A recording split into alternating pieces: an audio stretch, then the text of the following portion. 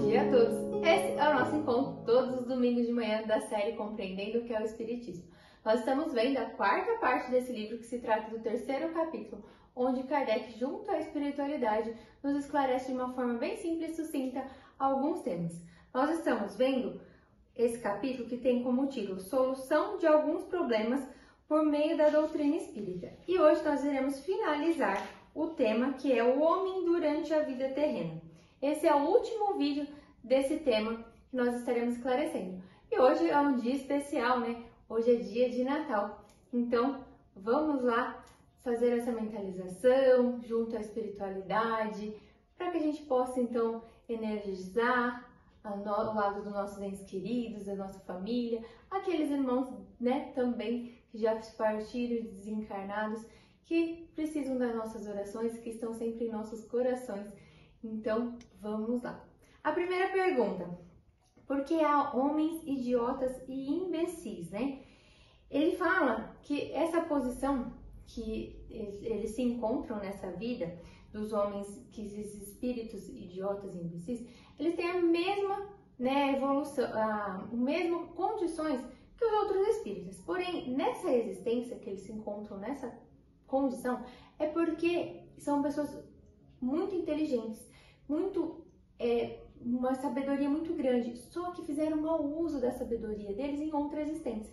E hoje eles vêm nessa condição porque eles ali estão presos nessa enfermidade que eles se encontram, para eles aprenderem, então, progredirem, né? Para que eles possam, então, se reparar do seu erro, né? De ter feito mau uso na outra existência da sua inteligência. Então, hoje eles não conseguem expor essa inteligência, estão ali presos nessa condição como uma maneira de estar, então, se reparando. Segunda pergunta: qual é o estado da alma durante o sono, né? Ele fala que durante o sono só o corpo nosso que descansa. O nosso espírito, ele é preso por um cordão fluídico e ele então vai para outros planos, né? Ele vai então para aprender, para que ele possa então auxiliar, para que ele possa trabalhar, para que ele possa ter novas experiências, para que ele possa ali então encontrar seus entes queridos, familiares, espíritos ali já desencarnados. E qual a causa dos sonhos? Os sonhos resultam da liberdade também que esse espírito possui. Então, algumas vezes, os sonhos que nós tivemos são coisas que o espírito mesmo vivenciou quando ele estava ali fora do corpo, né? Então, às vezes, você sonha com um ente querido, alguém, né, que já desencarnou, em algum lugar que você foi, alguma situação, porque o seu espírito, né, o nosso espírito, ele então, quando o nosso corpo repousava, ele permitiu essa experiência que ele foi então ali, ou seja, trabalhar, ou ensinar, ou conviver com algum irmãozinho ali que estava precisando naquele momento. E do que provém os pressentimentos, né? Ele explica que são várias recordações intuitivas que o espírito tem de alguma vivência que ele teve, né, fora do corpo, quando ele estava ali com o corpo em repouso, e algumas vezes até mesmo de espíritos amigos que vêm de forma intuitiva orientar esse espírito, né, nos orientar, né? Às vezes a gente tem aquele pressentimento: nossa, tô esquecendo alguma coisa, já deve ter acontecido com você, e você fala, na hora que chegar lá no lugar, você fala, poxa vida, esqueci tal coisa, nossa, esqueci de apagar a luz. É ali o seu espírito protetor, o espírito amigo te orientando, ó, tá esquecendo de apagar a luz, né? Esse é só um exemplo. Por que há na Terra homens selvagens e homens civilizados, né? E ele explica que, né, se fosse criado a alma junto com o corpo, né, não teria justificativas ali se a gente acreditasse nessa possibilidade. E que, quando a gente acredita que a alma foi criada antes do corpo e que cada um tem o seu grau de evolução de acordo com o seu aprendizado, de acordo com o seu livre-arbítrio, a gente começa a entender que existem homens que são mais selvagens no meio de homens que são mais civilizados, por conta do grau de evolução, e para que eles juntos possam aprender. Então, para que a gente possa aprender a não ser daquele jeito, porque provavelmente um dia nós já fomos, e também para que a gente possa auxiliar aqueles irmãos, para que eles possam progredir também. Então, é uma lei de aprendizado mútuo ali, né? Tanto do homem que é selvagem, quanto do homem que é civilizado. E ali, esse homem que é selvagem, ele vai ter que ter várias existências, para que então ele consiga, né, chegar numa maneira igual o homem civilizado, né? Para que ele possa progredir igual aquele homem. Não poderia admitir, como aliás é a opinião de algumas pessoas, que a alma só se encarna uma vez e realiza sua evolução em outras esferas, no estado do espírito desencarnado, né? E ele fala assim que se existisse só uma vida, por que que a Terra tem o privilégio de um único seu lugar que, né, nós estamos encarnados, né? E tendo como essa prioridade, por que que tem os diferentes graus evolutivos, né? Então, existe sim outras existências, né? Então, por quê? Entra naquilo que a gente já veio comentando. Por que que uns têm tanto condição? Por que que outros nascem com alguns problemas? Por que que uns nascem com a saúde tão limitada? Por que que uns têm uma existência tão curta, né? A gente vê crianças pequenininhas morrendo por conta de doença, né? Aí você vê ali pessoas tão boas, mas tem uma saúde, uma bondade, uma benevolência muito grande, mas tem uma saúde tão comprometida. Por que que outros gozam de uma saúde tão excelente e abusam dessa saúde que essa pessoa tem, né? Então, ali, como que responderia essas questões de se existisse só a Terra, né? Para onde nós iríamos? Para onde teriam os espíritos mais evoluídos e onde estariam esses espíritos menos evoluídos, né? E por que só a Terra? Para a gente ter essa prova, né?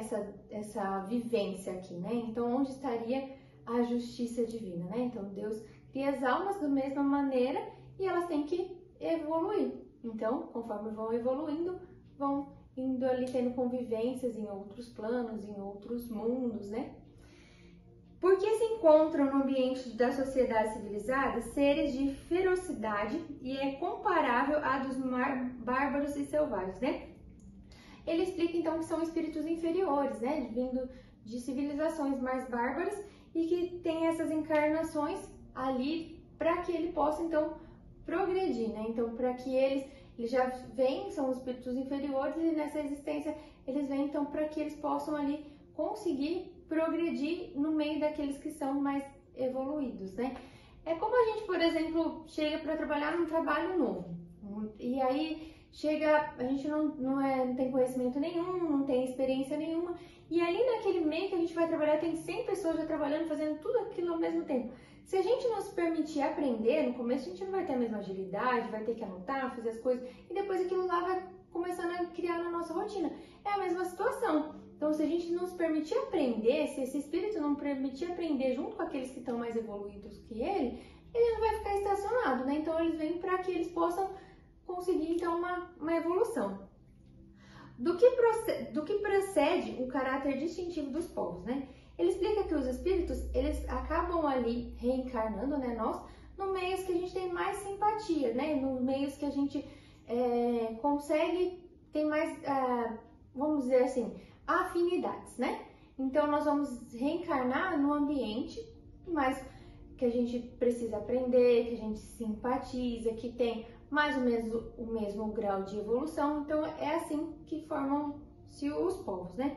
E como progride e como degeneram os povos, né? Então, a progressão, ele fala, né, que se a alma fosse criada junto com o corpo, né, todos estariam da mesma fase, né? Então, não teria aquela evolução.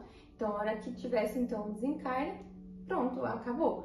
Mas não, como as almas são criadas da mesma maneira e cada um vai progredindo de acordo com sua condição, de acordo com o meio que ela vive, de acordo com o seu livre-arbítrio, ele vai então gerando novas experiências e conforme ele vai evoluindo, ele vai passando a ter a convivência com outros povos, com outras pessoas que vão tendo o mesmo grau de evolução que ele.